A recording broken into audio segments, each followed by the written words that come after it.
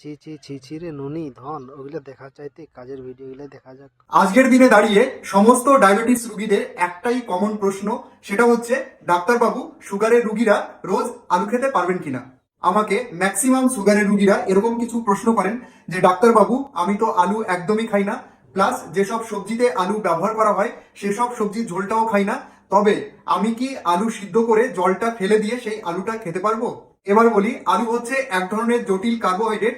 একটা মাঝারি সাইজের আলুতে প্রায় 186 ক্যালোরি পাওয়া যায়, যার মধ্যে 39 গ্রামই থাকে কার্বোহাইড্রেট, 4 গ্রাম প্রোটিন, 3 গ্রাম ফাইবার এবং চর্বির পরিমাণ থাকে মাত্র 0.2 গ্রাম।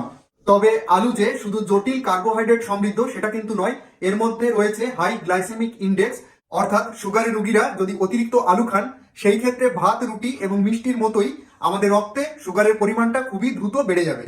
তবে যারা সুগারের রুগীরা রয়েছেন কোনো রকম দুশ্চিন্তা না করে প্রত্যেকদিন একটা করে মাঝারি সাইজের আলু আপনারা খেতেই পারেন। তবে আলুকে ডিরেক্ট খাবেন না, সবসময় চেষ্টা করবেন আলুকে অন্য সবজির সঙ্গে বা মাছ মাংসের সঙ্গে রান্না করে খেতে। সেই ক্ষেত্রে এই আলুটা আপনাদের অতটা ক্ষতি করবে না এবং আপনার আলু সিদ্ধ করে জল ফেলে দেওয়ারও কোনো প্রয়োজন হবে না।